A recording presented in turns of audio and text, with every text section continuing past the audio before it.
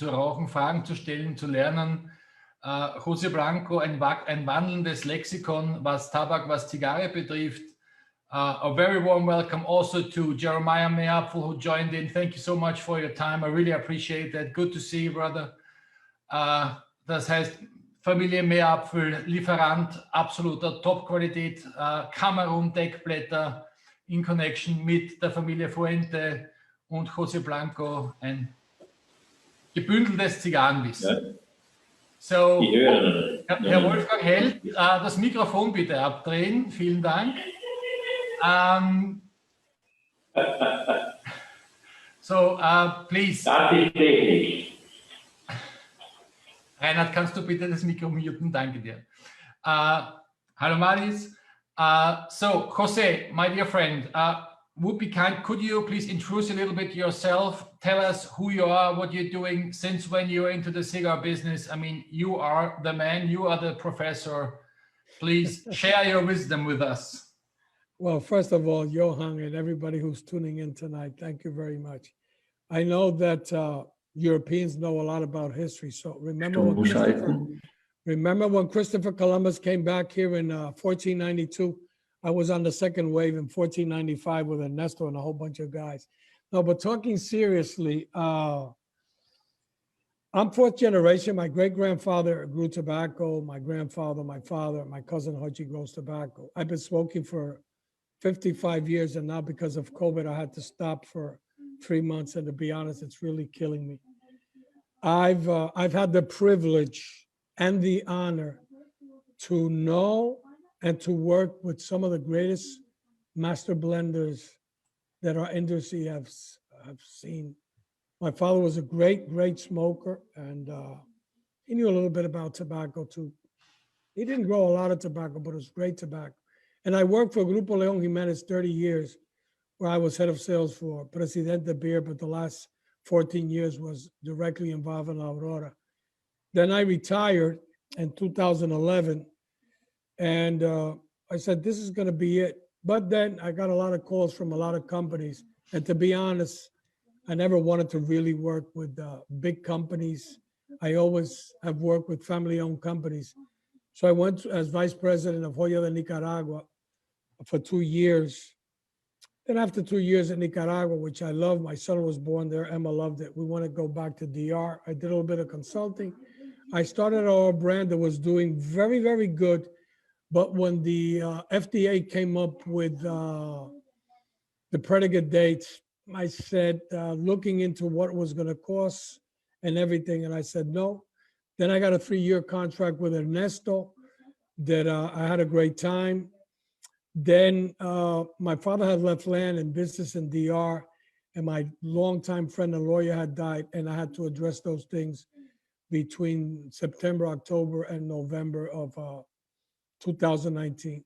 Then in December, Carlito and I got together, and I've known for Carlito 35 years, and I also have to mention that I knew Jeremiah's grandfather. I knew his father very well. And everybody who knows me knows that for 35 years, I've been saying that the best wrapper in the world is true Cameroon, grown by the Meerapfel family, which we will talk about that later. So then Carlito and I had dinner in December. In February and January, said, let's go to the farm. Then I went to the factory a couple of times. I was moving back to Europe again, and Carlito and I talked, and it's gonna, next month, it's gonna be a year. And it seemed, to be honest, it was yesterday. I'm having the time of my life. I've met some wonderful people. I've had the fortune to work with the grandkids of the growers of my favorite rapper, Josh and Jeremiah, and it's been outstanding. I would not change it for anything in the world. That's about it. So where does this connection between the Meerapfel family and the Fuente family, how did this grow? Or when did they meet? I mean, as you said, this is 30, 40 years ago. But 40 years ago, cigars were completely another world, completely different to what we smoke now, what we're talking about now. Okay, let me put it this way, because Jeremiah has to, even though he has to say something about it. From what I understand and what I've heard, I'll give you an example. The first company to ever use true Cameroon in Dominican Republic was La Aurora for many, many years. And then the Fuentes and the Meerapfels met. And from what I understand, I think they have been using Cameroon wrapper for 50 years. So Jeremiah, would you please help me out here, an old man? I certainly will try. Good evening, everybody. Hello, pleasure to have you here, man. Very much, Johan. It's a pleasure and honor to see you as always. You're a sunshine in our days and our evening nows as well. So, thank you so much. It's wonderful. I thought I was going to come on the show just to make sure that Jose didn't say anything stupid, but now you're asking me questions as well. Well, because I want the truth, nothing but the truth, so help you God. Okay. It's a good question. The Fuente family and our family have been very, very bonded for, I would say, generations now. We're both family businesses. The Fuente family is close to 110 years old in terms of a family business. There are 4 generations. Now Liana has been very active in the business for many, many years. So succession has been assured, and it's beautiful to see such a wonderful family business grow throughout the years and become so successful by pounding the same values and traditions that they have for that long. The Meerapfel family has been active in the tobacco and cigar industry now for close to 150 years. We're 5 generations, hopefully 6 soon. And we have had very, very close, probably the same, I would say, values as particularly the Fuente families. And I think this is where the love affair started between my father and my grandfather and Carlito and his father. You have to reposition yourself to the 1960s and 70s. And in these days, my father was working in Cuba. You have to know that my grandfather had a very, very big history in Cuba. My grandfather was the largest exporter of Cuban tobacco in history. He was very good friends with Che Guevara before the revolution, who was Minister of Industry. And the ties between the Meerapfel family and Cuba became very, very important in those days. And so fast forward in time, we became the distributors of Habanos for certain European countries. We launched Cohiba in Europe. We were very, very active in the Cuban community. That was our life. I grew up in Miami when my father was working in Cuba in the 70s and the early 80s. And at this time, there started to be a lot of shifts within the Cuban industrial side of things. You can imagine that a lot of the families, the owners of the factories, had fled Cuba, whether it was the Menendez family that owned Montecristo, or it was the Cifuente family owned Partagas, and almost all of the families, they had fled Cuba. And most of the factory in the fields, well, actually all the factory in the fields, had been taken over by the military, by the government, by the people running the communist regime. And even though the heritage was phenomenal, the original heart and soul, the beating heart, started slowly to shift. And there were changes, which I will not get into now, but there were changes, particularly on an agricultural level at that moment, that my father was very worried about. And I remember him coming home one day and saying, the cigar industry, the landscape of cigar industries will change. In 20 years or 10 years or 25 years, it will completely change. And we want to lead this change. And so he left Cuba, came back to Europe, and decided to do something which everybody thought was going to be absolutely impossible. And that is start promoting and developing non-Cuban cigars. Now, you must imagine that in the 70s and 80s, for a cigar smoker or a serious cigar smoker outside of the United States, there was nothing else than Cuban cigars. Cuba had ruled the land for hundreds of years, and rightly so. It was the concentration of all the know-how. It was the concentration of the tobacco. It was the concentration of absolutely everything. So to come up with a statement like this in those days was blasphemy. But because he understood, he was a tobacco man, he understood that when you're a chef in the kitchen, the first thing you need is the raw material. You need those ingredients to be able to cook. If you don't have the right ingredients, you're not going to be able to prepare that dish. And he saw the shifts starting to happen with the raw materials. He wanted to be involved in what he thought was going to be the future of the industry.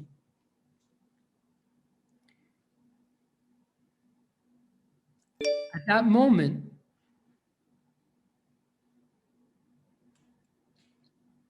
he also became more and more involved with growing Cameroon wrapper in the Central African Republic and eastern parts of Cameroon in the Kadai. And so through these relationships, he started meeting. What the hell is going on?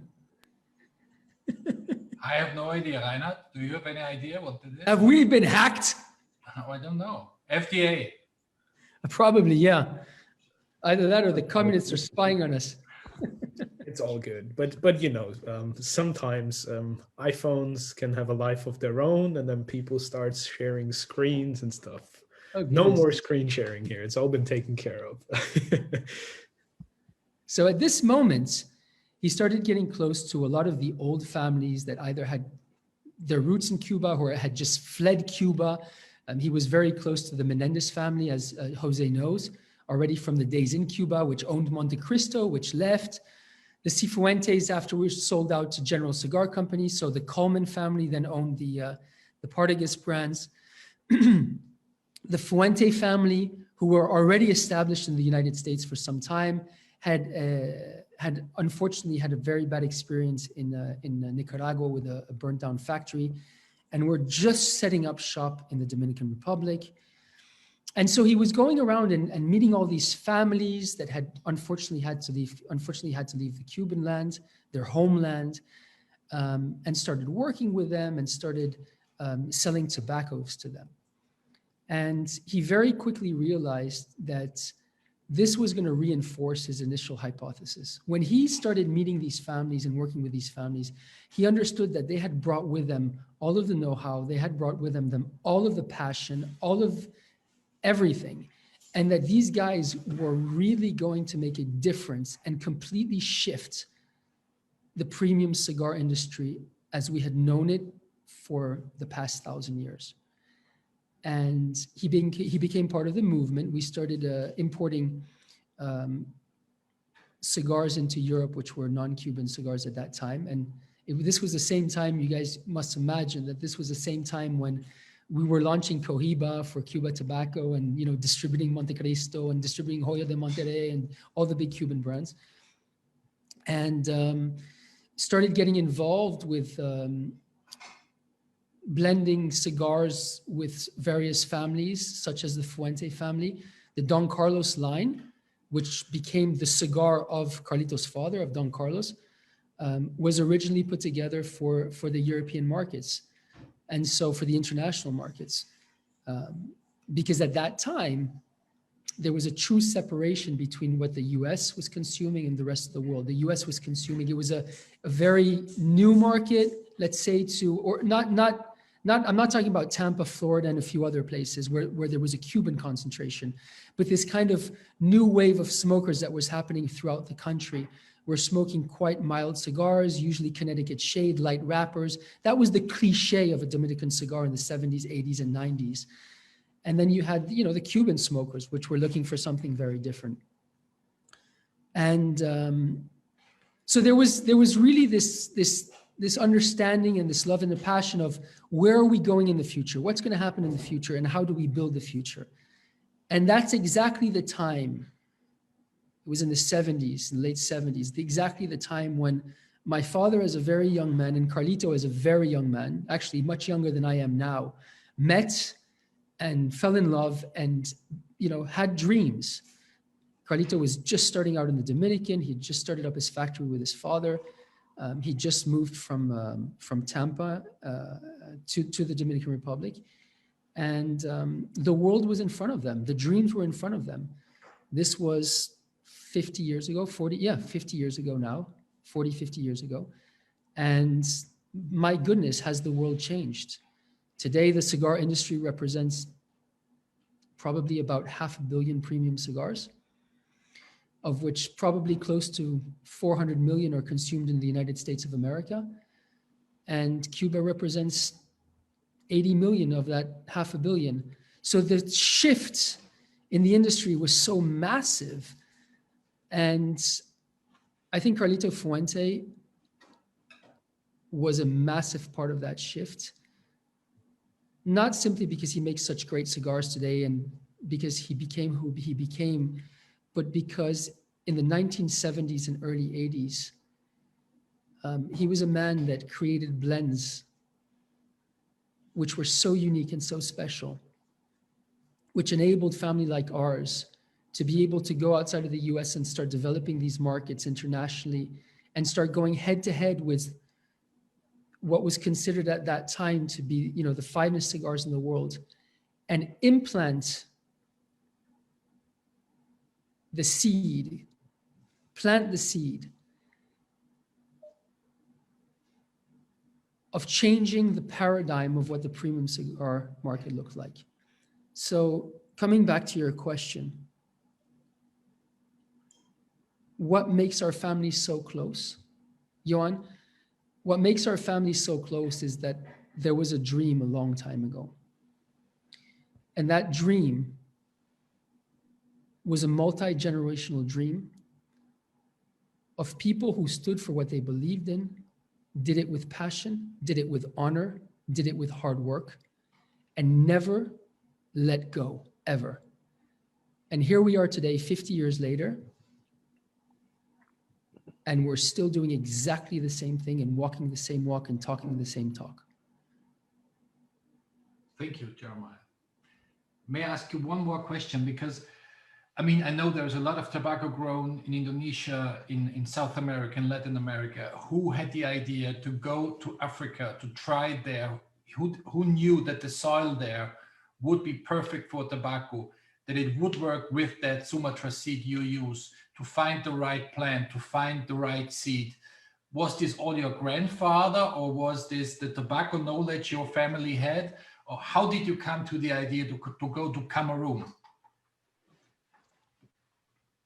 So first of all, it is not my family who had the idea to go to Cameroon. There has been tobacco that's been grown in Cameroon for longer than our family has been in Cameroon.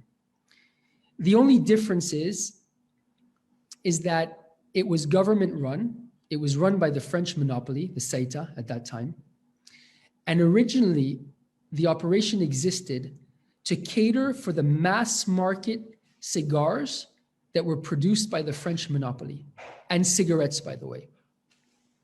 So the French monopolies had the Fleur de Savane. And for those of you who remember, this is going back quite some time. The Fleur de Savane was a mass market cigarillo produced by the French. They were also making with it, they were mixing it into the Gauloise and to the Gitane, which were black cigarettes that were made back in the days when black cigarettes were still something representative of the market. I see Mr. Graff smiling there, and so he remembers. So this Cameroon tobacco has always existed. And I must tell you guys that growing tobacco, getting tobacco to grow out of the soil is very easy. Any one of you can do it. You could probably throw a seed in your backyard and you'll grow tobacco. So the idea and the challenge is not growing the tobacco. The problem is growing premium wrapper. And then all of a sudden, we're talking about a completely different story. It's the same difference between making a Swatch and making a Patek Philippe. And this was where the French had a little bit of tobacco coming out of Cameroon, which could be used as wrapper. And where my father turned around and said, well, why don't we turn the entire operation into something which focuses on the premium cigar industry? which was absolutely insane. And I have to admit, still today, it doesn't make sense because it still doesn't work. And I think every single one of you needs to understand this. Growing Cameroon wrapper at the level that the Meerapfel family does it makes absolutely no sense. Why? Number one, the cost of growing the tobacco, the way we grow the tobacco, the yields we get out of it, the cost at which we have to sell the tobacco.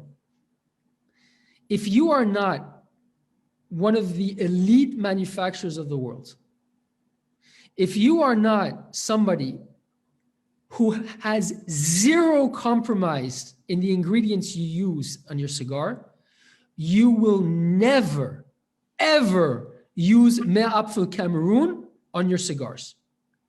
Why would you spend 5, 10, 20 times the price of any other wrapper to put on your products unless you have a damn good reason on doing it? Because the reality is the consumer doesn't know the difference. When you walk into a store and you see cigars in the store, and on one cigar, it looks all beautiful, blah, blah, blah, blah, and the cigar is at 10 euros.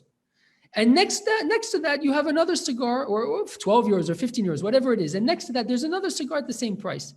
Do you know, as a consumer, that one of the guys paid $15 or $20 a pound for his wrapper, and the other guy paid $200 a pound for his wrapper? Of course you don't know that. It's the same thing when you go to a Michelin star restaurant. You're expecting the chef to have bought the best lobster in the world or the best vegetable in the world, but there's a difference in the price you're paying in the Michelin star restaurant. With cigars, it's not always the case. And so you're not able to identify that, which makes it even crazier for the manufacturer to do it. Unless he will never compromise on the quality of what he is using when he's putting together his products. And this is why it is so easy for me over the last 20, 30 years, and my father over the last 50 years, to represent families like the Fuentes. Because when you have people that are willing, with no compromise, to put together products where we know as industrials, as leaf experts, as growers, when we know that instead of cost-cutting everything to make the biggest margins like most companies do, they're doing exactly the opposite, and they're going out there and they're buying the most expensive of everything so that when you light them up, like Reinhard says, when you light them up, something magic happens. Whether you feel it or not, something special happens. Whether you realize it or not, whether you want to, whether you like it, it doesn't matter, but something special is happening. It makes it all worthwhile for them. It makes it all worthwhile for us. Meerapfel Cameroon is very specific. It's the Patek Philippe of the tobacco in the world. Not because we're doing it so much, no, because we don't compromise on anything. Because when we grow, there's 3% of our crop, 3% of our crop that is able to go on a premium cigar, or 5% or whatever it is, nothing. There is no grower in their right mind that would ever do something like this because it doesn't make economic sense. However, when you are a 150-year-old, 5-generation business, or like the Fuentes, 110-year-old, whatever, it doesn't always need to make economic sense. Because the future of your business, the future of your children can never be based on economics. It needs to be based on values. It needs to be based on something which transgresses all of the normal rules. We as parents teach our children values of pride, honor, education, respect. Why do we do this? Why don't we teach our children how to rip off the world? Why don't we teach the children how to go steal? They'll be a lot richer than us. We do it because this enables us to guarantee the future of who we are. This is something which a lot of big corporates don't care about. Because when they're shareholders or or the next CEO, he's going to go work for another company. He doesn't care, whoever pays him the biggest salary. But when you are a family business, when you care about what's going to happen to your children and your grandchildren, you don't have a choice. And you know what, guys? It's good for you because the consumer wins. So, Johan, I don't know if I answered your question. You did perfectly. Thank you. This is what makes Meerapfel different. And somebody can come down the road tomorrow and try to grow Cameroon. And it's happened before. There's been plenty of people that go to Cameroon, they grow Cameroon, etc. And everybody says, oh, it doesn't have the same taste. Oh, it doesn't have the same this. Of course. Of course it doesn't have the same taste. It's not because you maybe have, and even the seed, it's a proprietary seed. But let's say that they steal our seeds. Maybe somebody catches our seeds and tries to do something. But at the end of the day, it's not about growing tobacco. It's about how you grow it. And what do you do once you've grown it? You know, winemaking is so similar to tobacco growing because it's not because you grow the grape that you have wine. You need to treat it properly. You need to do the vinification properly. You need to do everything. And that's what costs a lot of money, is everything that goes around the growing of the grape. So sure, we could grow Cameroon and process it like everybody else does and do all the bullshit. And then all of a sudden, oh, it's going to taste different. You don't have the magic going on anymore. Or you can do it like the I call it the idiots. The Meerapfels do it with the old guys that keep doing it again and again and again, where, yeah, it's maybe not the most profitable way of doing it. Yeah, it's maybe not the most modern way of doing it. But you know what? It tastes good. And that's the only thing we care about, that it tastes good. And if we lose 80 to 90 or 98% of our crop, then we lose 98% of our crop. Maybe it doesn't look as beautiful. Maybe it's not as sexy and it costs 20 times the price. But you know what? You don't want it? Fine, it's okay. We won't sell it to you. Because we're not in business to do that kind of business. We're in business so that the next generation could hold their head up high and say, I'm a Meerapfel. And this is the similarity between the Fuente and the Meerapfel family. Thank you so much, Jeremiah. Really appreciate and love what you said. Thank you. Really, thank you so much. Jose, we were talking about Cameroon. The thing that was a kind of breakthrough on Fuente cigars was, I think, in 1992, when Carlito had the idea to make a puro from Dominican Republic. What can you say us about those cigars which were made in 1992, which started in 1992? Well, first of all, you have to look at what was considered at that time the impossible dream. First of all, fortunately, many of his colleagues were the first people to say it wasn't grown in Chateau de la Fuente. Some people say it was from Ecuador. Some people say it was from Nicaragua.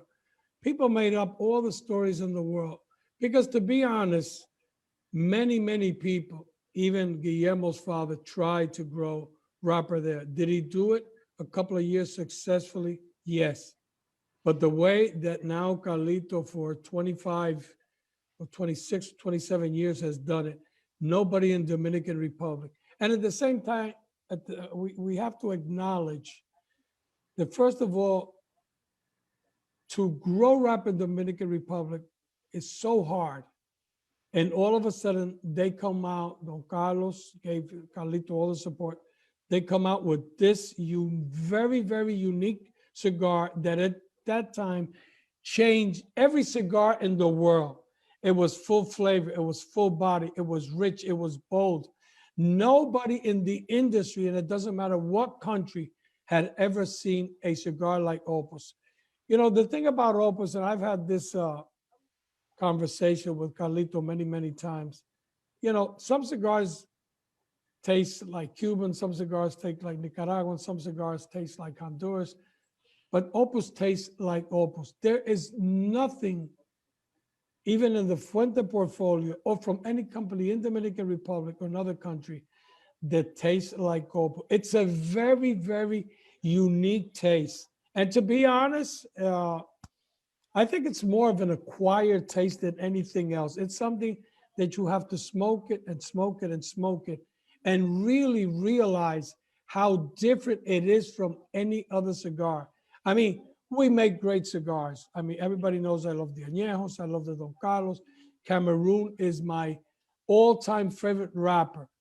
But Opus is very, very, very unique. It's like, I don't think there's any cigar in the world that even tastes close to what an Opus. You might like it or not like it, but the truth, it's unique. And it's unique because it broke with all the parameters that for years had been set in Dominican Republic, that wrapper successfully, because that is the difference, that wrapper successfully could be grown in Dominican, and Carlito has absolutely proven. And I'm going to tell you something.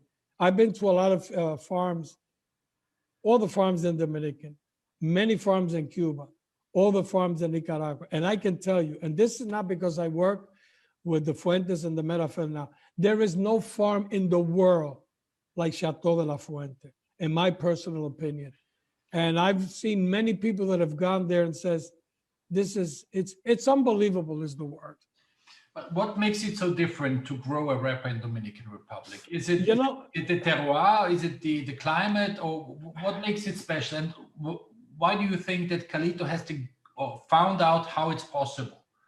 Was it research? Was it trying and trying and trying to find the correct seeds which worked there in that region at Chateau Fuente?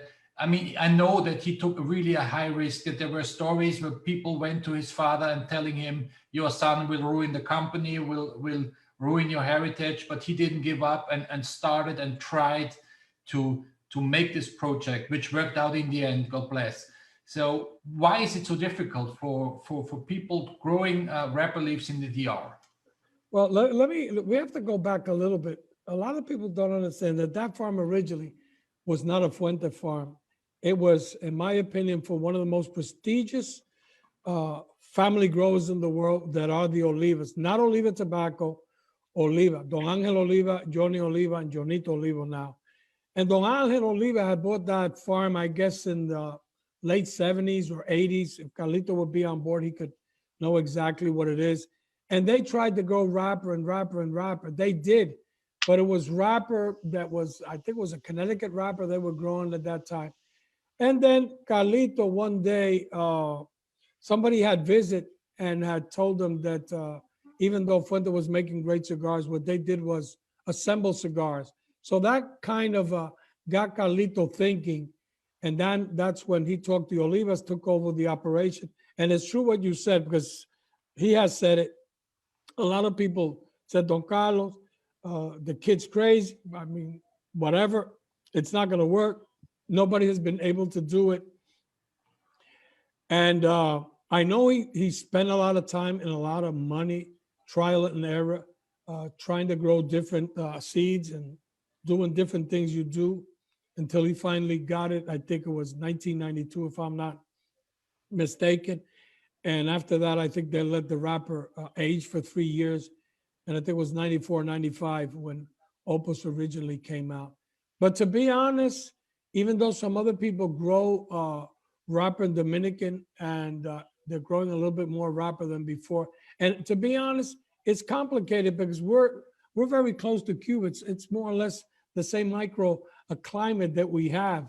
And so there's a lot of parts of the taste of Cuban tobaccos, the sweetness and how aromatic the two tobaccos are.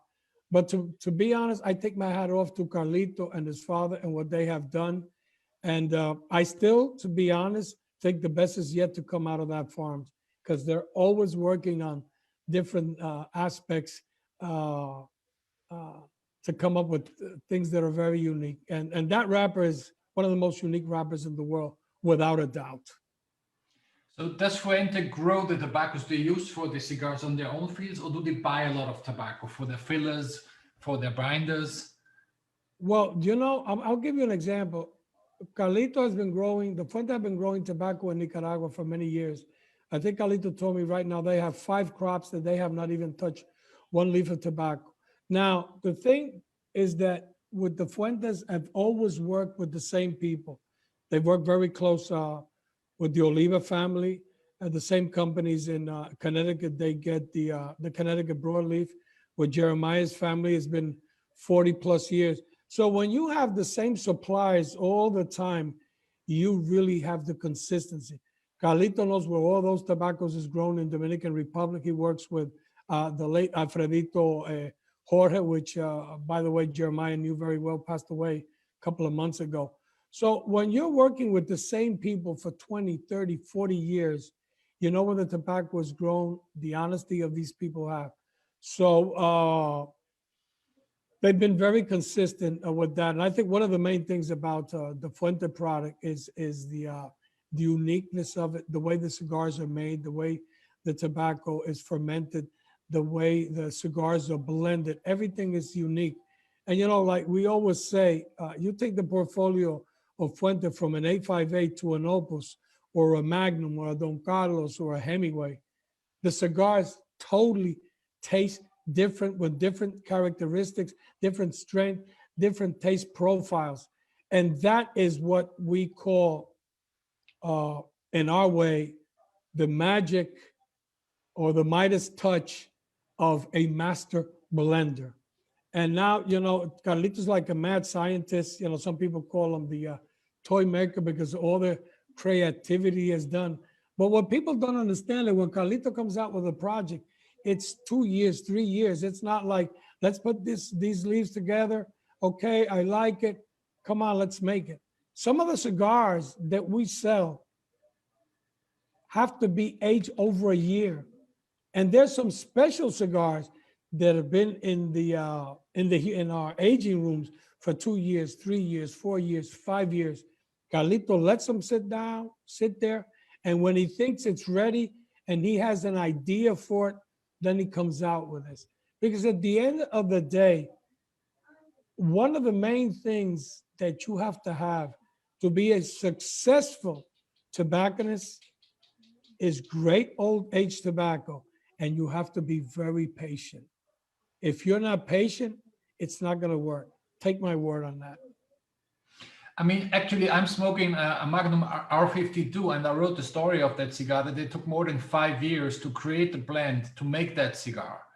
I mean, to have a 5-year project for one line you have in your really huge and big portfolio, it's absolutely amazing. I think there are companies who won't even survive 5 years.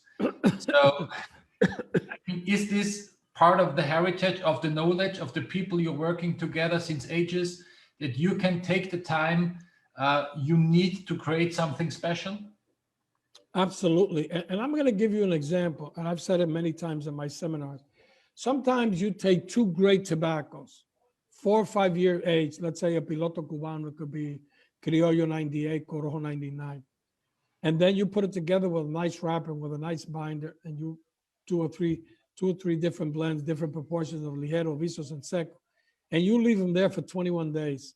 And after 21 days, you start to smoke and say, what the hell is this? Even though they were great tobaccos, the tobaccos didn't harmonize.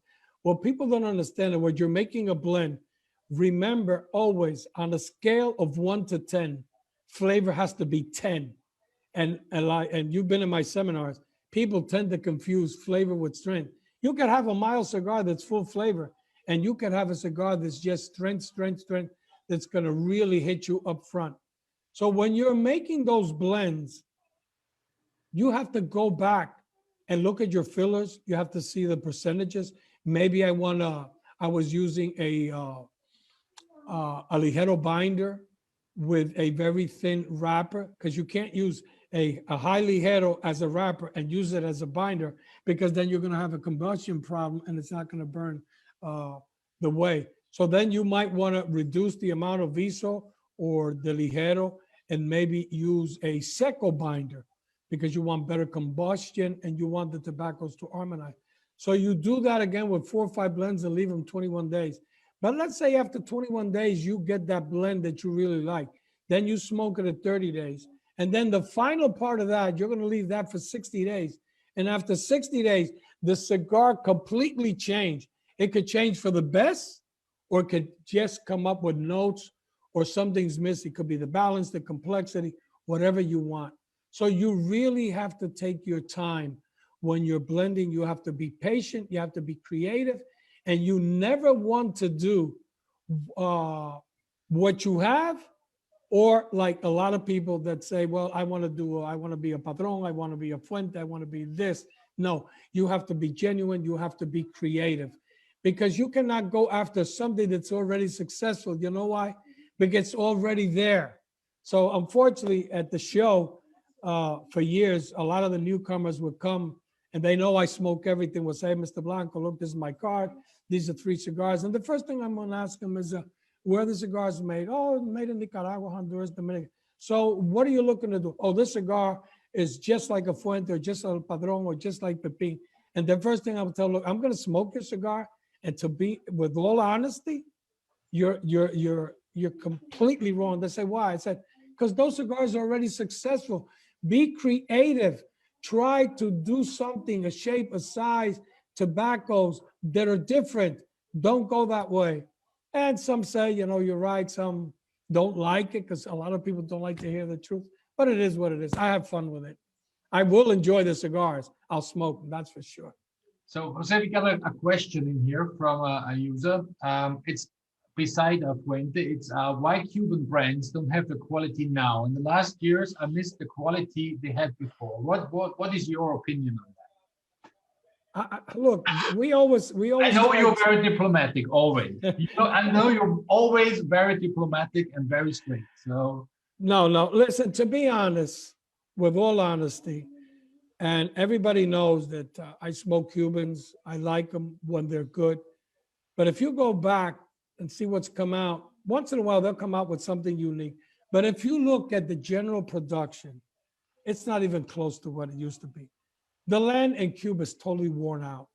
A roller is making $12 a day. Some people say, what?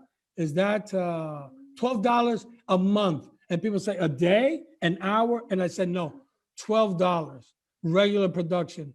Limited edition and regionales, $14. And people, when they do these really, really expensive $10,000, $20,000, $30,000 humidors, those guys get $18. Who can live on $18 a month? So you have people that are not motivated. You have people in the fields that the government or the Instituto de Tabaco tells you what you have to grow, how you have to grow it, and what you sell them to. And to be honest, while we're using good companies like ours, and we know who the other ones are, tobacco that are aged for regular production, 4 and 5 years, they're using tobacco for regular production, to be honest, that I don't think it's even a year. Last night, they asked Jeremiah a couple of questions. I think it was last night. I'm old, I don't remember things. But I can tell you this. To see the greatness, no, it was Carlito. To see the greatness of Cuba, I'll tell you what has to happen, in my personal opinion.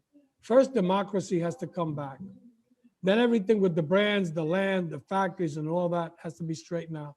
So I believe even if tomorrow Cuba would have a new president and free elections, it would take minimum 7 to 8 years for us to see something similar to what Cuba used to be.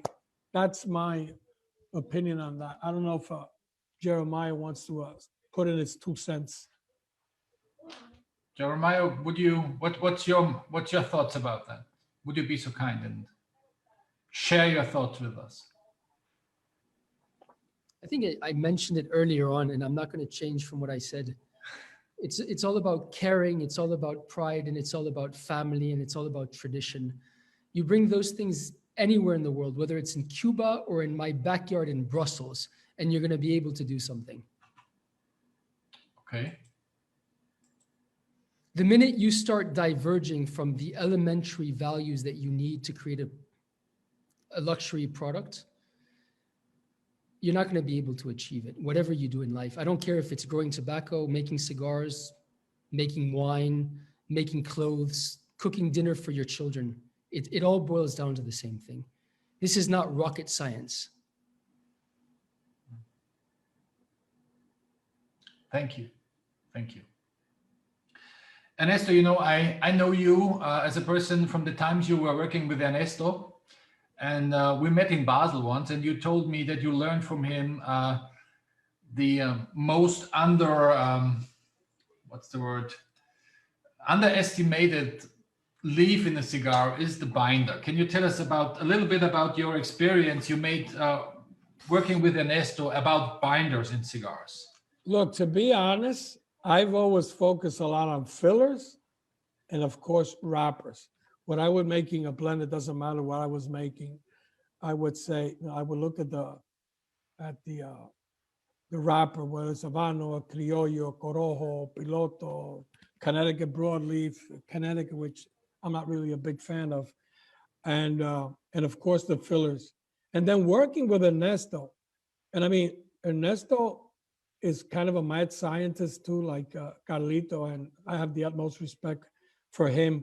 And many times we would be working on a blend, and Ernie would say to me, okay, Jose, you know, try this. And I said, you know, Ernesto, I like it. The complexity is good, but I think it's still missing something. And he would not look so much at the priming of the wrapper or the fillers. He would always go and look into the binder. He would look at this little book he would have and look, I might switch this binder and this. And then talking and working with him for 3 years. And I've known Ernesto from his days of General, because I remember he would always be working on different blends and give it to me and say, what do you think of that? So it's something we don't really look in it too much, but I can tell you something. One of some of his greatest blends, the switching of a wrapper, the switching of a binder, even if it was a seco or a viso, made a huge difference. So I have to say that with Ernesto, I learned a lot of things, but the importance of the binder. So to me now, I evaluate everything more in the sense that I did before with those 3 years of learning experience with Ernie. Okay. So I really would love to invite people asking questions, writing questions in the, oh, there's one. Wolf Pierre Tonton from Vienna. Okay, there was a question about moon phases. Do you remember last time in the first meeting? I think it was about harvesting of the Yes. moon phases. Did you find an answer? Yes. To be honest, I called 2 people up, and one was Carlito. And to be honest, the conclusion that I had that night, but I didn't want to make it public, that Carlito had the same thing. The effects of the moon for wood and certain things is very important. I remember, like in Dominican, you would hear like my father say, we can't cut this arbor, this tree, because es luna nueva. But in tobacco, let's face it, I mean, are you gonna really wait to the moon to be in the whether it's a half moon, a new moon, or whatever, or a full moon to pick tobacco? No, we couldn't. When that tobacco is at a point that you have to pick, it has to be picked and it has to go in the curing barns right away. So it might have an effect, but to be honest, we've been picking those tobacco, whether the moon is a new moon, half moon, full moon, whatever it is. So that would be my answer. And I asked 2 people that really know about this. Unless Jeremiah knows something, he's kind of smiling that I don't know. He always a smart ass. I mean, I know you have to harvest the tobacco when it's ready. Exactly. It has to be on time. There is no tomorrow, or there's not in 2 days. You have to pick it when it's ready to get. When it's ready, it has to be picked and has to go to the curing barns. So for the friend who asked the question, that is what I found out with 2 really good sources. Okay. One question from my side. Do you have any experience with stock cut tobacco? No, I don't, but I know Connecticut broadleaf, Pennsylvania broadleaf, Kentucky is that. I think that Jeremiah might have a little bit of experience with that, because I think he might have spent he was paid very low wages that time in Connecticut. So I think maybe Jeremiah might have some experience. I've seen a lot of, I've been in the Connecticut River Valley many times. I've been in farms. But me personally, about it, on the fermentation process of Connecticut broadleaf, but picking that, I know that the whole plant is cut and hang up. So I think maybe Jeremiah White, I don't think he wants to talk about how much he was paid, but maybe about his experience. So Jeremiah, please. No, that's correct. I mean, I did spend some time, you know, as a child, my typical holiday was not going off with my friends to ski or going to Disney World, but my father would send me the 2 or 3 months of the summer and the month or 2 of the winter to tobacco fields to pick tobacco when I was 14 years old, or to cigar factories to roll cigars when I was 13 years old. So people would call that child labor today, but back in the day, it was called education. So yes, I did work for quite some time in the Connecticut Valley. I worked for, at the time, for Colbro Tobacco, which was a division owned by the Coleman family. One of the greatest growers of Connecticut shade. Fantastic tobacco, absolutely fantastic. Very, very sad story that it ended up disappearing from the face of the earth. The true Connecticut shade from Connecticut, which was just a pleasure. And broadleaf was also being grown, which is kind of, in my opinion, the mothers of all Maduros as we know them today. Even though it's a very dark wrapper, it's one which is actually very mild, very sweet. It has almost like a gummy honey taste to it. It's absolutely incredible. And those notes are obtained and the colors are obtained because the tobaccos are so thick and there's so much gum in those tobaccos that you can bring up temperatures of fermentation to incredible levels and times of fermentation without burning the leaf out, which removes all of the ammoniacs and the nitrates and all the other poisons from the leaf. And so you're left with something which is sweet and tender and it's incredible. It's very, very good. I think you can still find it on a few cigars out there. It's a wonderful experience. That's tobacco that often, you know, you would stock the plant, like Jose very rightly said. And then they would also grow candela, which is the green tobacco. Now the process happens in the drying, in the curing of the tobacco, where basically what you do is you bring that tobacco into the curing barns at a very, very high temperature, and you shock the chlorophyll, you freeze the chlorophyll in the leaf basically. And so the leaf doesn't go from being green to brown to yellow. It doesn't go through that transformation. The chlorophyll is frozen in the leaf and you end up with a green leaf. That tobacco died out, you know, unfortunately in the past 20 years as well. But no, I agree with Jose. He explained it properly.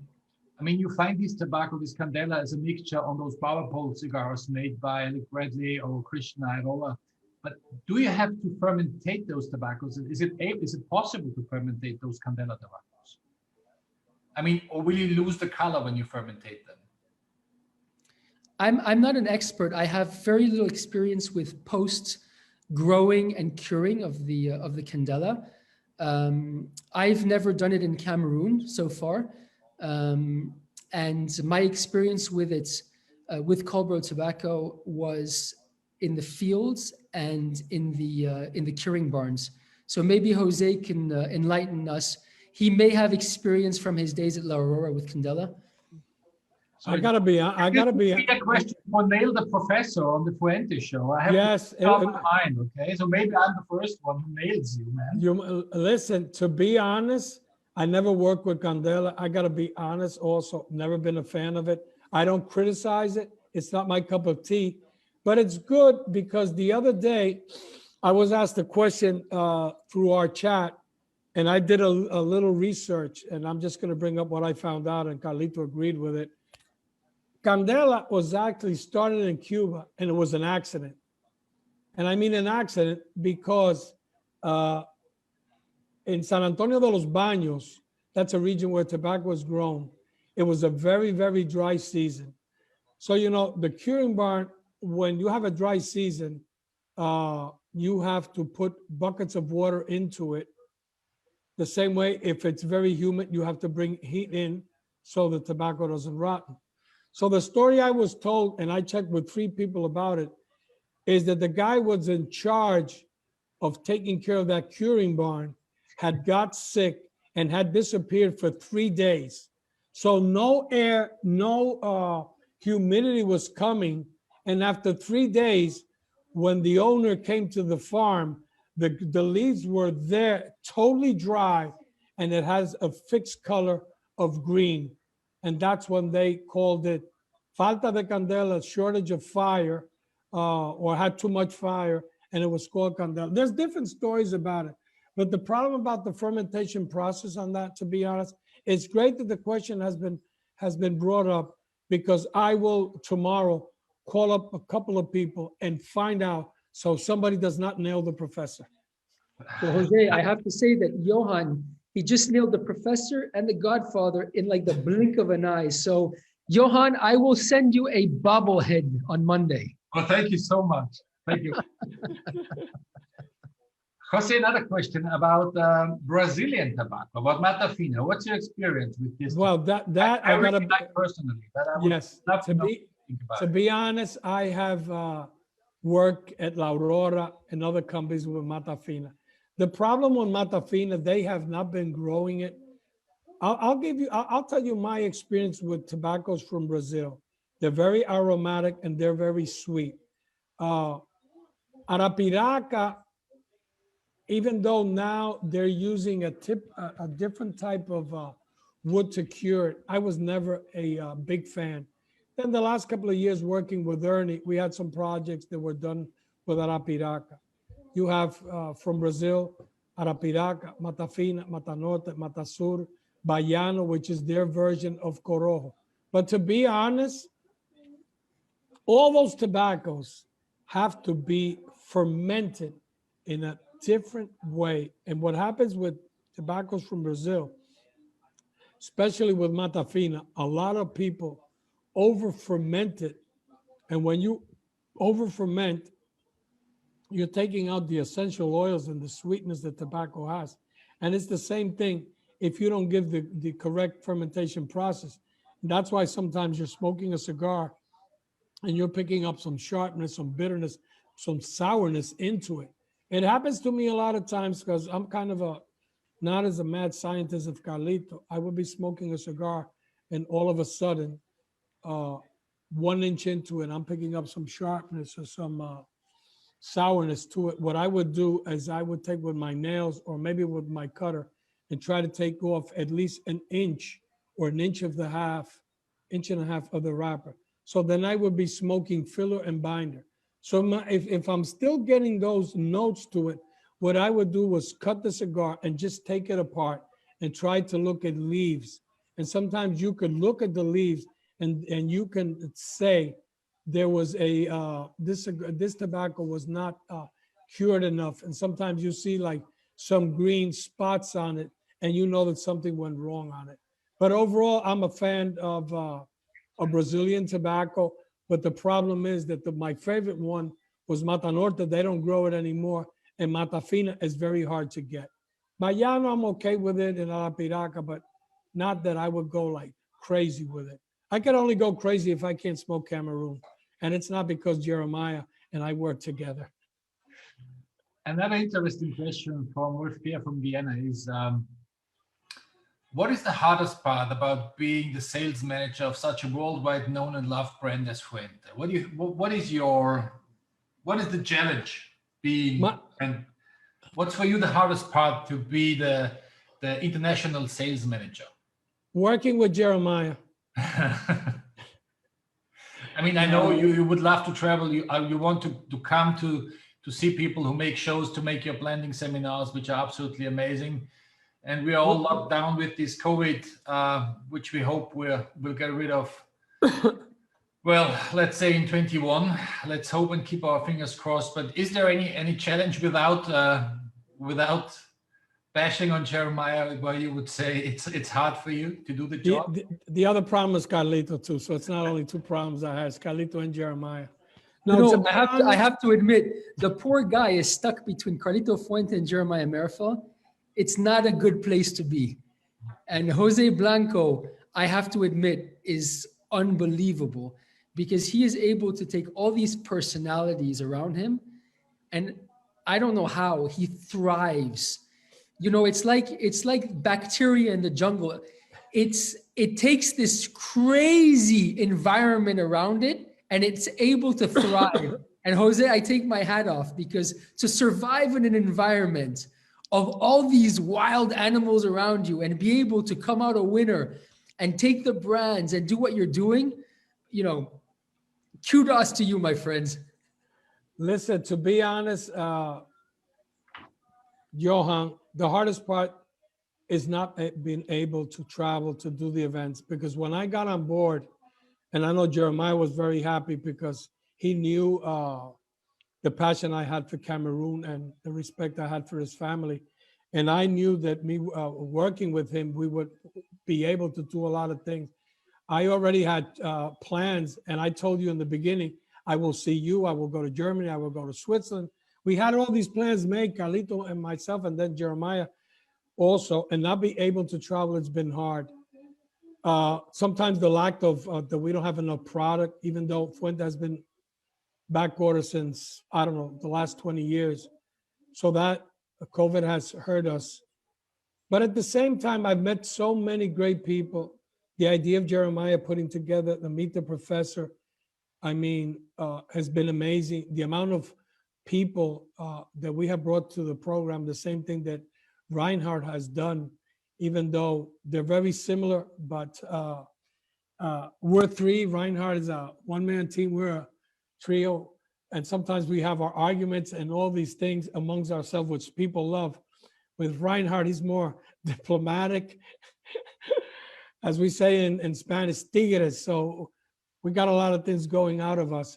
But it not being able to travel, not being able to visit stores, not being able to sit down with 25, 30 people like you've been in my seminars, which at the end of the day, I think it's something that for years I have criticized our industry. I'm not afraid to say it.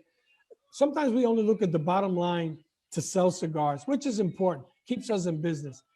But the only way you can really develop a brand is when you put your heart and soul to it. When you visit shops, where the little or a lot of knowledge that you have, you share it. Because the more knowledgeable the consumer is, it's better for the store owner. The more knowledgeable that the store owner is, it's better to deal with us, the distributors. So it's something that Carlito believes in it, Jeremiah believes in it. Our philosophy is to help our distributors, our clients, and also our consumers.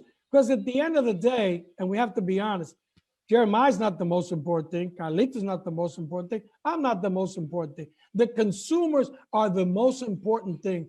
And that's why I've had, during all my career and every industry that I've worked, have the utmost respect for consumers. And I will never, ever go into a shop and badmouth a cigar. I will never argue with a consumer, even if what he's saying is totally ridiculous. What I will try to do is to educate him and reason for him. And to be honest, I would say 98% of the time it works. But there's always going to be a couple of knuckleheads that it doesn't matter if God comes down and tells them this is this, they won't believe it. So I've had a great time. I just missing traveling, and God willing, the vaccine will work. And I hope at least the third quarter of the year will work. But definitely, Johan, you can be sure in 2022, whether Jeremiah likes it or not, I'm going to Austria to spend a week with you and do 5 events. Thank you so much. You have to come. You're more than welcome. You know that. I would have another question. I don't know, what's your time schedule? I mean, I have all the time in the world. Okay, perfect. I know that there's another family, a very strong family connection between the Fuente family and the Newman family. Can you tell me a little bit a little bit about the connection between the Newmans in America and the Fuente family. Yes, Jasper. I mean, I know Bobby well. I knew Eric well. I know Drew. We've had him on the show. Jeremiah's known them for forever and ever. And I know there's a very strong connection to Don Carlos and the old man. Yeah, you What's- got me? What's the first name, Stanford. Jeremiah? Stanford. Stanford Newman. Oh my God, Bobby and Eric, thank God they're not hearing. But I think more than anything else, even though I know part of the story, Jeremiah has been very, very close to the Newmans.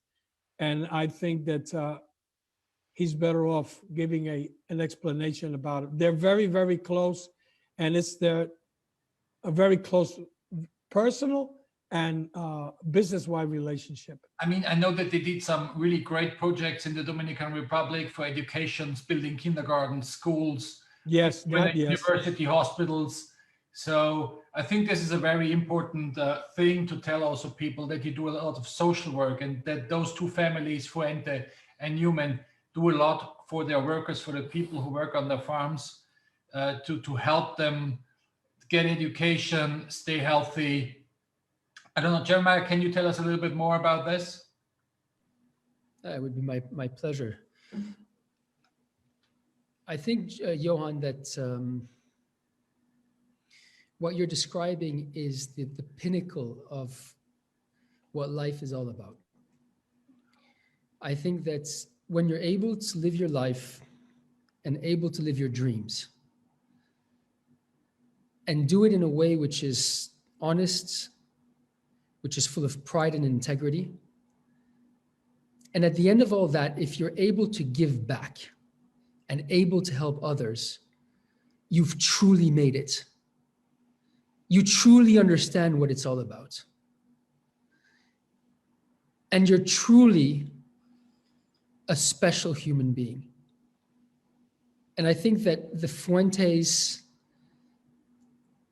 whether you know them personally or not, are truly special human beings, not only in the integrities of how they make their products, in the quality of their friendships, but in what they actually do for others who have absolutely nothing to do with their business world or their amicable world or whatever it may be.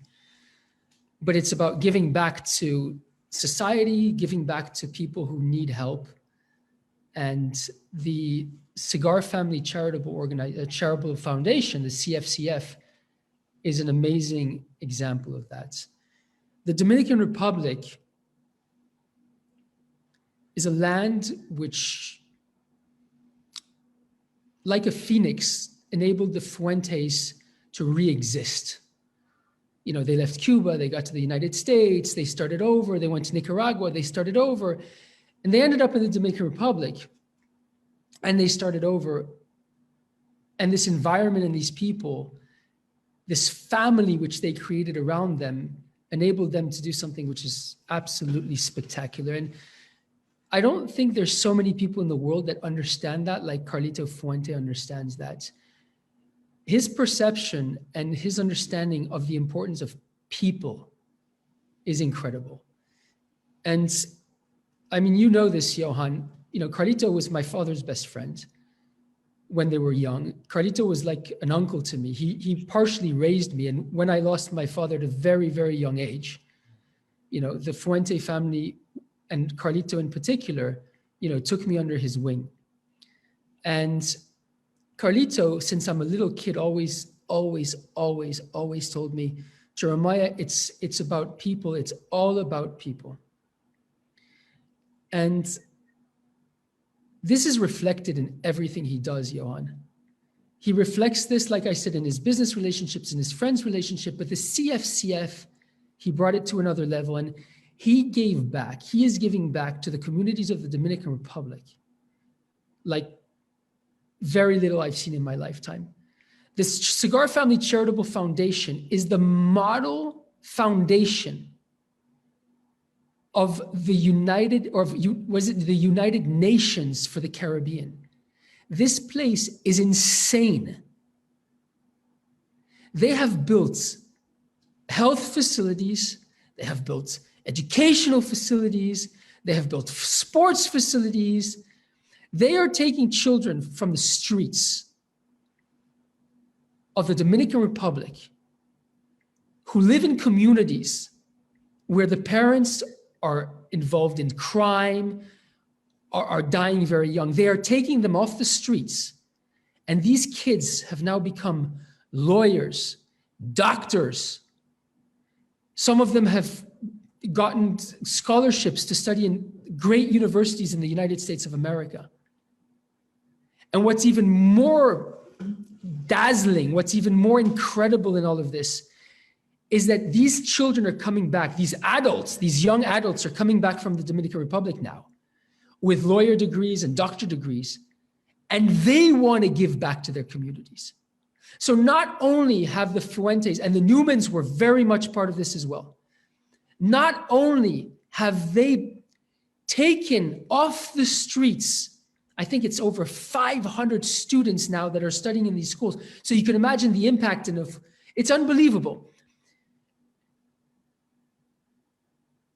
But they are doing so much more than that, because they are teaching these children who are becoming adults what it means to give back to the community.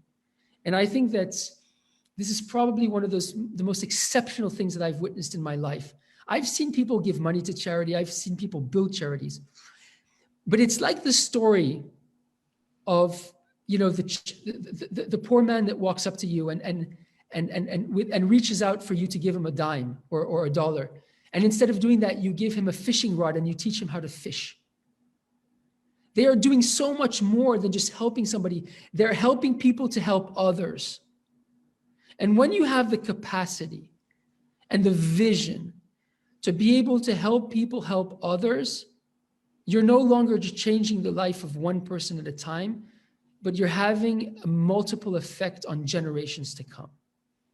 So the CFCF, and I really encourage every single one of you, maybe to come with us one day to the Dominican Republic, to visit the factory, to see this foundation, but you need to see it to believe it. It is out of this world. And once you feel what's going on and you see what's going on, you can truly understand the human beings that are standing behind all of this. The CFCF is more than just a foundation. The CFCF is making dream reality. Thank you, Jeremiah. I have to say one thing about it. It's 550 kids that are given food and everything. They have clinics also. And one thing, after Carlito's family, his business, to him in life, the most important thing is the foundation. Some of the most extraordinary and exceptional cigars that Carlito has created, it's not even for commercial value. It's for special events to raise money for the foundation. And the Newmans have also been great partners with that. We have all these, you go to any school in Dominican and you'll see a sign of a rum company or beer company or this company or a bank. You go to any of the sports facilities we have at Chateau de la Fuente at the foundation, you're not going to see advertisement for a bank or a cigarette company or a cigar company, nothing, because the foundation does not take money to advertise anything. Every penny that comes in is spent in the foundation. Perfect. Amazing. There's another question coming in for you, Jose, and for Jeremiah. How do you two veterans and legends of the cigar industry stand and fight for cigar rights? I know Sir Meerapfel is part of Cigar Rights of the World. Well, I think you're the founder, my friend, and everyone should be. So what are the goals we can set for 2021 and 2022? Well, I'm going to talk about the part that I know a lot, because unfortunately I was very sick when Jeremiah started that, and there's still some things that I have to work. What I can tell you is one thing, and I'm going to talk specifically about the States. When Cigar Rights of America was founded, and the previous company that I worked, I think we were the fourth or fifth company. And I've always been a supporter of Cigar Rights of America. in my posts on Facebook, I always say join CRA because it's the last line of defense. Something that I've always said, it doesn't apply to the rest of the world, but if you can die for your country at 18, you should be allowed to smoke and drink at 18 in the United States. It's the hypocrisy. It's bad. Oh, tobacco is bad for you, but they want billions and billions of dollars in taxes to support sometimes the stupidity that the governments do in the States. Both parties do stupid things. And to be honest, we have fought a lot in the States for the rights of people to smoke, against the FDA, smoking bans, taxations, and all that. But it's a right that we have. And the other thing is that unfortunately we get locked in also with the vapes of the world, with the mass market of the world, with the cigarettes of the world. We are very unique. We're very different. We are premium cigars. It's all 100% tobacco, handmade. Basically, mom and pop shops for sure all over the world. And with the exception of two of the big companies, we're all medium-sized, family-owned companies. So why do they target us? Because that's the way it is. We're not cigarettes. We're not vape. We're not the mass market. We're totally different. Jeremiah? First of all, if anybody calls me a legend or a veteran, I'm signing out of this show because I don't know who you're talking about. Okay, we are humble farmers, cigar makers, and we are here to serve a greater purpose. So none of this bullshit, okay? Second, I was confused when they said legend, to be honest. Yeah, I was kind of looking behind me like, what the hell is going on here? Okay. Second of all, he asked a question about the cigar rights. And as much as Jose knows about the cigar rights of America, I know nothing about it. I have been working the international markets. I mean, I'm a European. End of story. I've lived in Europe. I grew up in Europe. I studied in Europe. My life's in Europe. And so I was on the other side of the pond when I started hearing about the cigar rights of America, the this, the that, and everything that's going on in the States. And the Americans are very active with this kind of stuff. And I know that in Europe, there's been a lot of stuff going around, which is very, very important as well. I know there's a cigar rights in Austria, if I'm not mistaken. There's a cigar rights of Europe. There's lots of stuff going around, and that is unbelievably important. However, I've been running around the European markets, the Middle East markets, the Asian markets, the East, throughout the world. And there are so many places, most places, 99.9% of the places on the planet, where there's nothing really going on, where people would love to be able to do something, but they just don't know how. And we all know that we can have the manufacturers fighting all they want. If we as consumers don't get behind the cause, this is not going to go anywhere. We all know that it's the consumers and it's the number of consumers that get behind it, which can make such a big difference, because politicians are politicians. The only thing that worries them are votes. The only thing that worries them is the amount of people that look up to them and that could potentially cast a vote left, right, or center. And so there are people worldwide that said, Jeremiah, what can we do? What can we do? And there was no international platform for militants to get together and be able to join their votes, to cast their votes together from Australia, from Brazil, from New Zealand, from Belgium, from all of these places in the world mixed together. There was just no body to bring people together to be able to take a direction when you need such a mass of people. And so the Cigar Rights of the World, which actually stemmed from a conversation I had with Reinhold Wittmeyer, who was one of the founders of the Cigar Rights of Europe, he actually inspired this whole thing. And I was like, my goodness, why don't we try to do something to help? Why don't we try to create the platform which will basically belong to the consumers. So I'm not really doing anything except for putting this platform together and getting the ambassadors to spread the word. But at the end of the day, it's going to be the consumers who are themselves going to be, interacting on the board, choosing what they want to do, etc., to bring the voice of all of these people from all the landscapes of the world together, and when needed, redirect it into a particular direction, which will be of the use that it needs to be. And I think that this is very, very important for all cigar consumers around the world. But I also think it's important for all of the existing organizations who hopefully will benefit from this when they need it. And this is how the Cigar Rights of the World has started. It's going to be a beautiful journey. I see that we have one of our greatest ambassadors, Smoking Moses, who is with us today. Moses, I thank you very much. And you rock, man, and keep doing what you're doing, because we need people like you to spread the love and spread the word, and to make sure that in the next 10, 20, 30, 40 years, when people have something to say, you are able to say it. Because there's one thing that drives me crazy, Johan, is that, we elect all these people in our lives to represent us. And once we elect them, we have nothing to say anymore. Well, the Cigar Rights of the World is to empower the people. The Cigar Rights of the World is to make sure that the consumers always have their say if they want to say it. So guys, get involved. Make sure that you get involved. Make sure that you get on board, and make sure that when we need to speak up, we speak up. True words. Thank you, Jeremiah. Thank you. Jose, one more question. By the way, Johan, sorry, I forgot, because he's hiding in the corner with his camera on and off.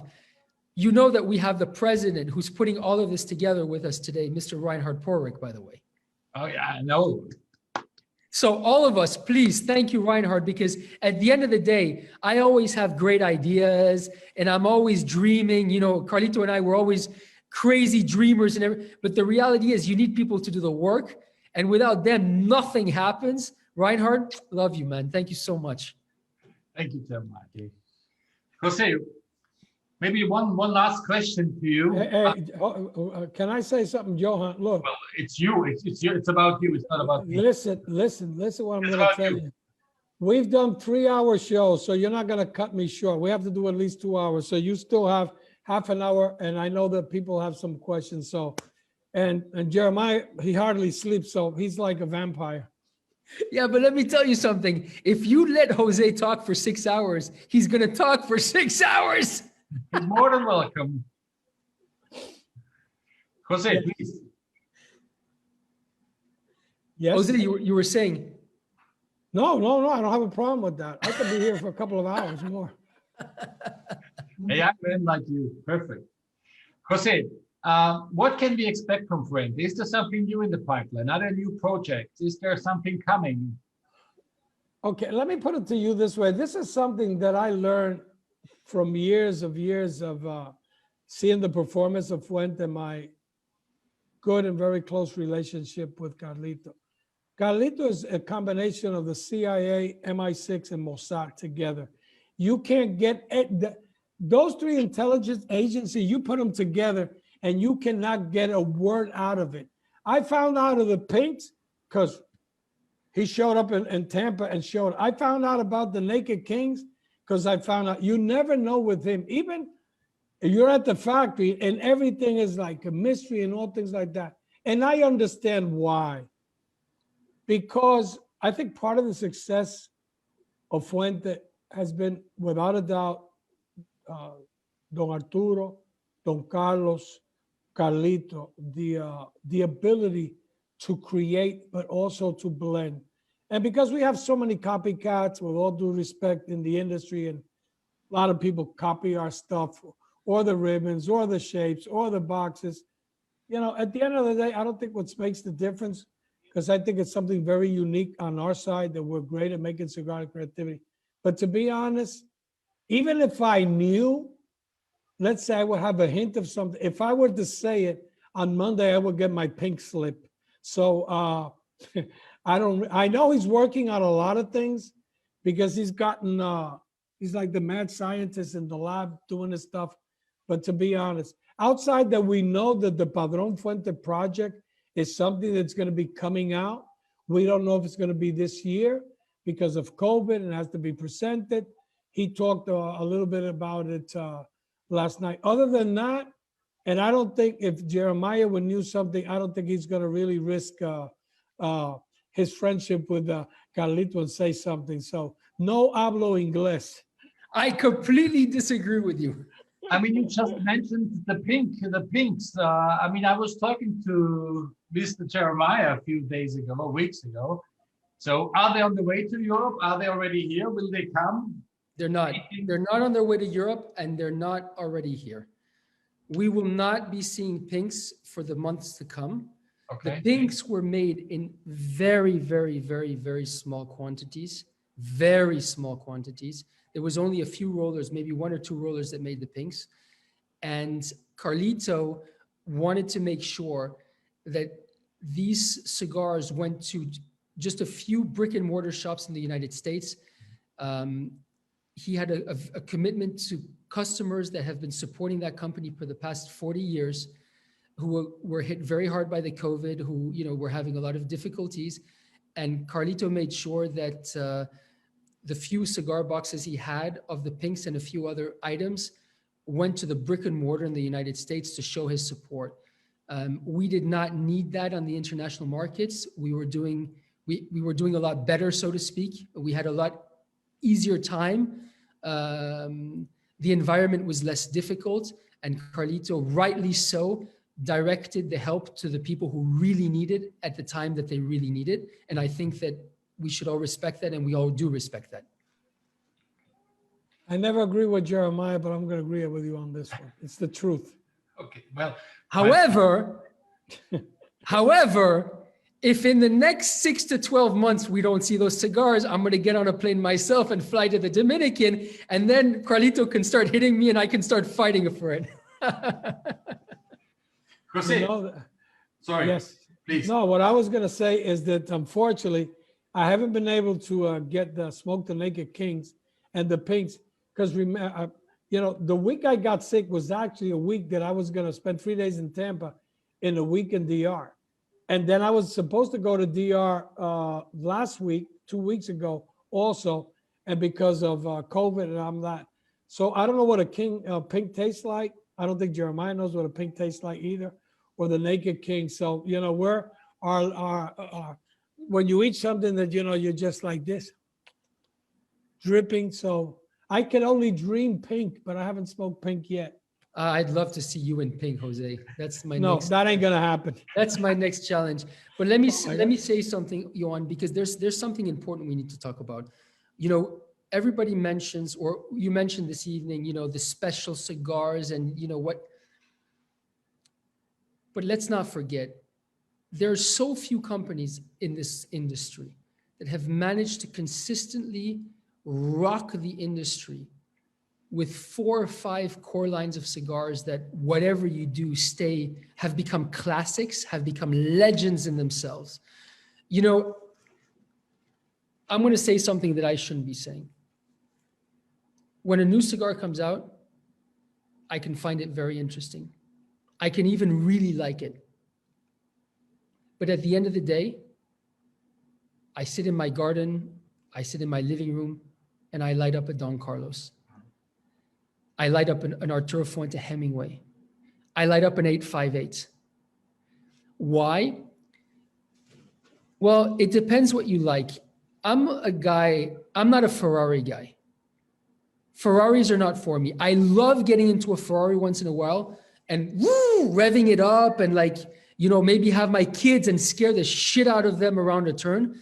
But at the end of the day, when I get out of that car, it's once in a while to have some fun. Maybe if one of my, somebody who I know distantly might own one who has the balls to lend it to me for 5 minutes, that I won't crash it against the wall. But the reality is, I always like getting back into the comfort of the old school, something that I'm used to, something that reassures me, something that kind of like, the V8, Jaguar or the Bentley or whatever, the old school, something that I can identify with. And that's the magic with Fuente, as far as I'm concerned, is that they have these lines which have been on the market for 30, 40 years, 20, 30, 40 years, and which consistently outperform. And I'm not talking about in sales, I'm talking about in brilliancy of blend. It's the classics that you just can't replace. And that's what makes it so special for me. So yeah, once in a while, I agree, I'll have fun, I'll grab an Opus X. Once in a while, I'll have a Forbidden X. Once in a while, I'll have an Angel Share, because it's like getting into that Ferrari, that Maserati, whatever you want.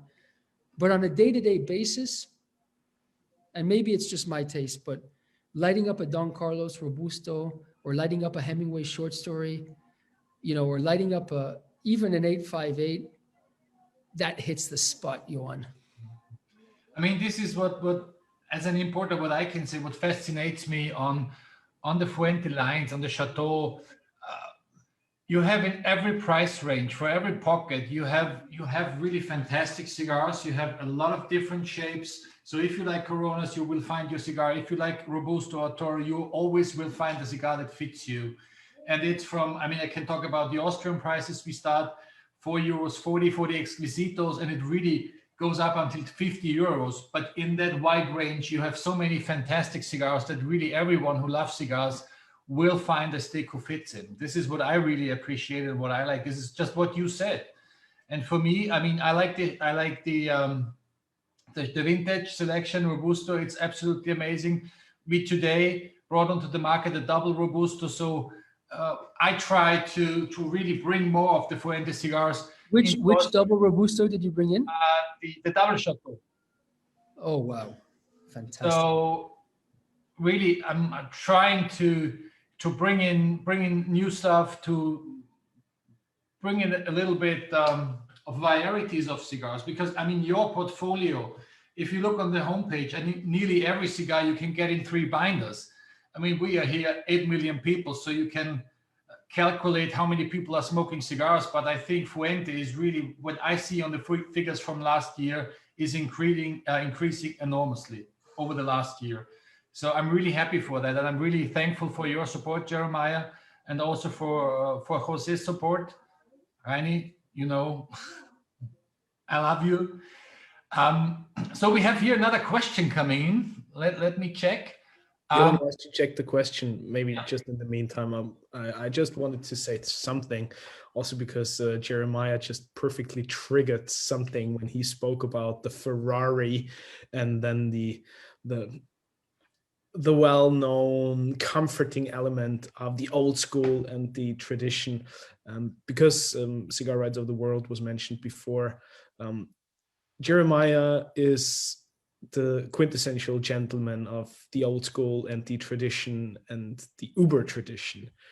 But it never stops to amaze me how innovative and forward thinking and his brain spinning like a Ferrari this gentleman is. And as many people have commented over on Facebook, he is one of the legendary ambassadors of this industry.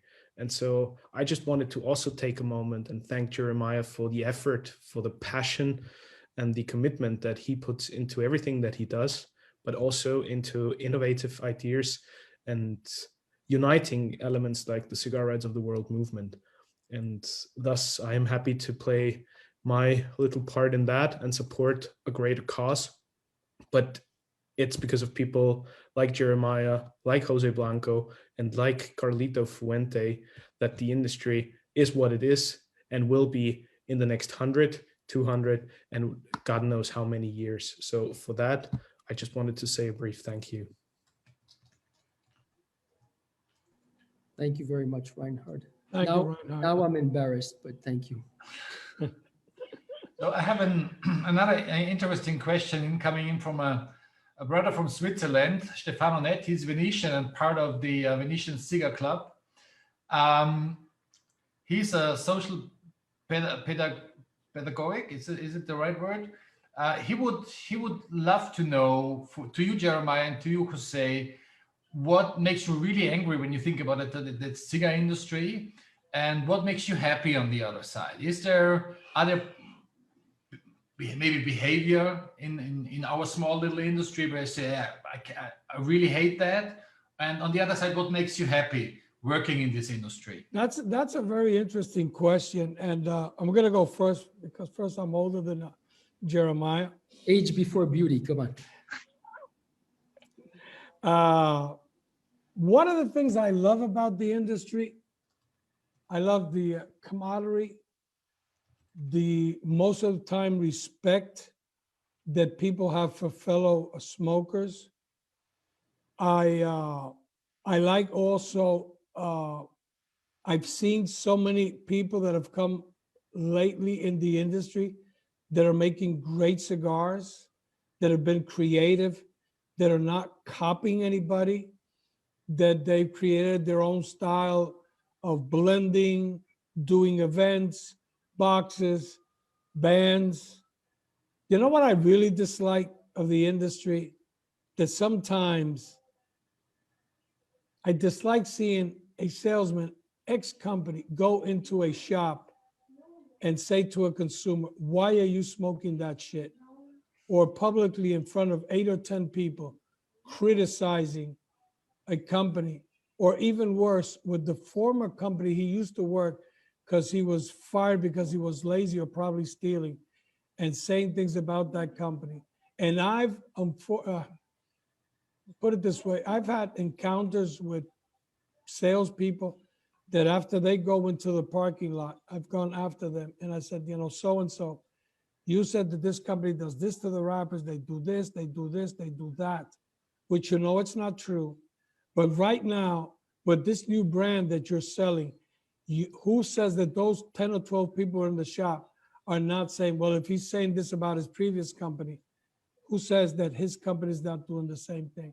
I've always believed if you don't have anything good to say about a cigar, a person is, you shouldn't say anything, but about a cigar, about a brand, about a company, about a store, do not say anything. It really hurts me when somebody starts to criticize a brand. And I tell them many, many times, hey, you know, so-and-so, that guy grew that tobacco, or that guy bought that tobacco. He took his time to make the cigars, to age the cigars, put people, boots on the ground and sell the cigars. So if you don't like it, just say, it's not my cup of tea.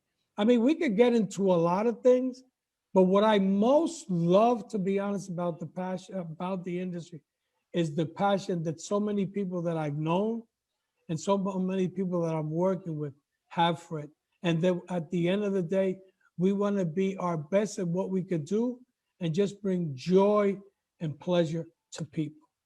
That's my 2 cents on that. Jeremiah, something you want to say? Listen, it's not going to be that interesting. I think everybody can guess what I think. Anybody that's in the industry for the wrong reasons should fuck off. And everybody who is in the industry for the right reasons, we should all be holding hands and marching together. And I'm sure you can all guess why people would be in this industry for the wrong reasons. And you can all guess after what I've said what type of people would want to be in the industry for the right reasons. So yeah, I think everybody knows where I stand on that one. Okay, thank you. Another question, what's your thoughts about, you know, there's a lot of new boutique cigars or so-called boutique cigars. What are your thoughts on that, Jose? What do you think about those small brands bringing out limitadas or special blends, very limited cigars? What's the future for them, and for now and for the future?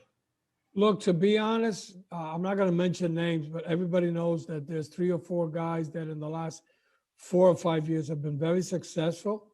Their sales are good. They're making great products. My issue with limitadas is the following, and Jeremiah could get into this later.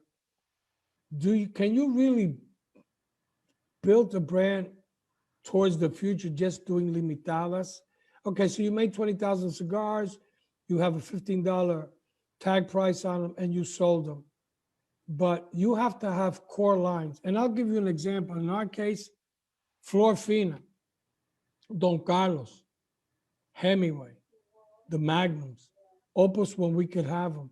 But those are cigars that we sell all day long. Mm-hmm. What some of those companies have to establish is, what is your 858? What is your, let's say, your Macanudo? What is your Romeo? What is the brand that you're going to sell 200,000, 300, 400,000 sticks? You could do the limiteds and all that, but it cannot only be based on limiteds. You have to have a couple of brands or a couple of SKUs that you know that every year you can count on, that you're gonna bring in $500,000 or $1 million, depending on the size of your company. I have a lot of respect for a lot of them.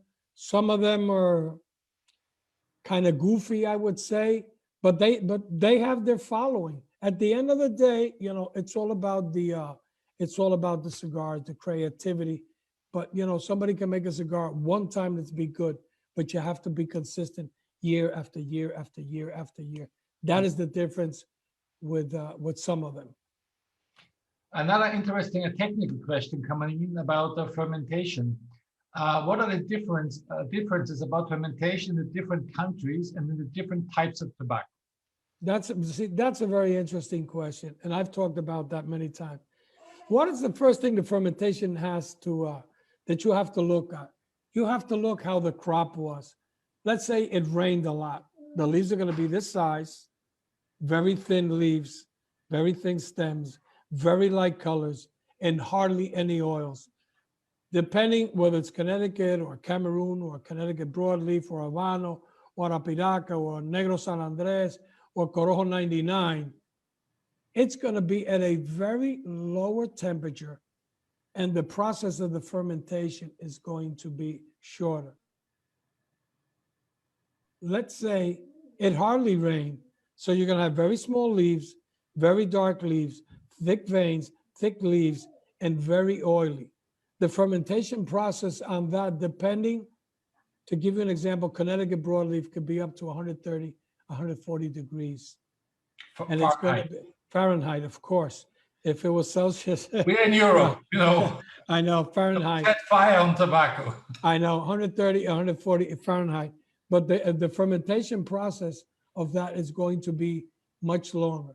So I can tell you this, you don't ferment Cameroon or Connecticut the way you would do Arapiraca, Negro San Andres, Habano, Connecticut broadleaf. So everything is different. And at the same time, every company has its own secret.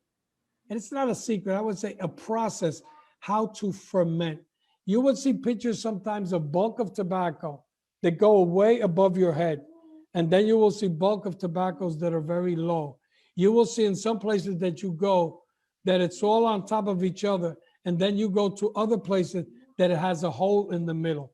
And every time you ask one of those master blenders or the guys that's running the pilones or the troja, they will have a different explanation why they do it that way. So that's, I think that answers more or less the question. Thank you, Jose. Well, Reini, I think the 2 hours are nearly reached. Gentlemen, really, I have to say thank you for your time. Jose, Jeremiah, absolutely amazing. Thank you so much. Thank you for your support here in Austria. I know that we planned another show in a few months, a few weeks, we will see. I will speak with Jose. I love to say thank you to all the audience. Danke fürs Zuhören, danke fürs Interesse. War ein toller Abend. Danke, dass Sie sich die Zeit genommen haben. And the last words I would give to Reini Puhovec, who supported us with the platform that we can use. Thank you so much again for your support. And before Reinhard closes, I would like to thank you, Johan, for several things. Number one, I'd like to thank you for being such an amazing partner in building our business. When I say building the business, I mean spreading the love, sharing the passion, believing in what humble cigar makers and tobacco growers do.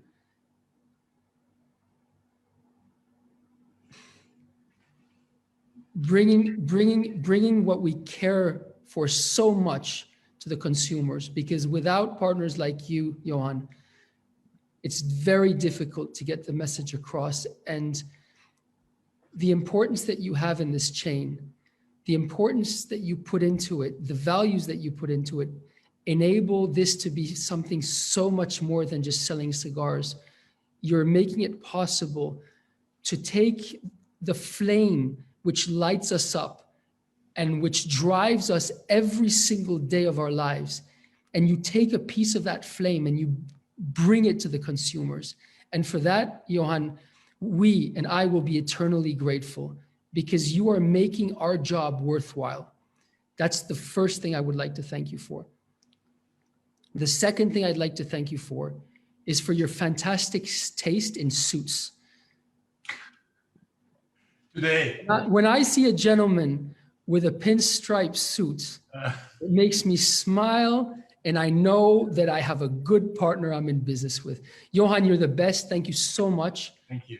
And let's make this a lifelong venture, and hopefully our kids will continue this all together.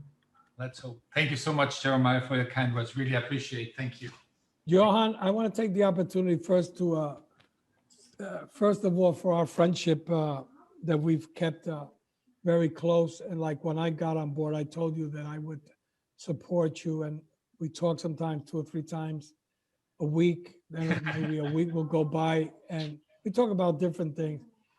But also, you've been a great partner for us. You're passionate, you're young, you're using very, in the best way, the marketing tools of the social media. We look forward to do another event. We will talk to Carlito. I think he will want to do a show one night, and I know it'll be an interesting show. But most of all, I want to congratulate you on the passion that you have. And not only the passion, the, how would you say, it's not only the passion, it's the will that you have to go the extra step. But when I say that somebody calls me and asks me about a tobacco or wants to know something, to me, it's somebody that really wants to bring that information back to that retailer or to that consumer. Because again, I'm gonna insist on how important education is. And I think that with the knowledge that you have picked up, you have become a fantastic tobacconist. And I still, like I say, I'm still learning and asking questions. You probably, because you're younger than me, have still more questions to ask. But remember, ask the people that always can give you a good answer. Because unfortunately, we have a whole bunch of people that so-called gurus that have never been to a factory, never been to a farm, and really don't really know how to smoke. So I think you're on the right track. The last thing I want to say is, Reinhard, my good friend, I will not stop saying the recognition that you have gotten from many people, many of my colleagues in the States, a lot of consumers, and I exhort you to keep doing your job. You're very professional. You research before the doing a show, trying to get the most. I've learned a lot of things from a lot of my colleagues because watching your show, and you've gotten information that I never even heard of. So congratulations to you, to my good friend Reinhold, to the magazine, and all the good things you do. Johan, Reinhold, everybody who's in tonight, thank you for listening to this old man and the man with the hat. Thank you once again, gentlemen. Thank you for your time. Reini, sprichst du die letzten Worte? What else is there to say after such amazing words? Besides thank you, and I believe everybody who logged in tonight could experience firsthand what makes the premium cigar industry the most special place on earth. Because it's for industry legends like Jose Blanco and Jeremiah Meerapfel, through all the entire supply chain and all the shareholders that are part of this unique industry, with exceptional people like Johan, who's carrying the flame, and without whom the cigar industry in Austria most certainly wouldn't be the same. And I will never stop saying this, because Johan, you're doing an amazing job. And also all the people who are watching, whether they're tobacconists here in Austria. And we also had people logging in from all over the world, even though this was primarily intended for the Austrian specialist retailers. But that just reassures me of the outstanding industry that is the premium cigar industry. And to be honored to host such a wonderful evening together with all of you and learn from some of the most respected people, I couldn't be happier. So thank you all for being part of this wonderful show, and please continue your love and passion and your support for what is the best industry in the world. Thank you.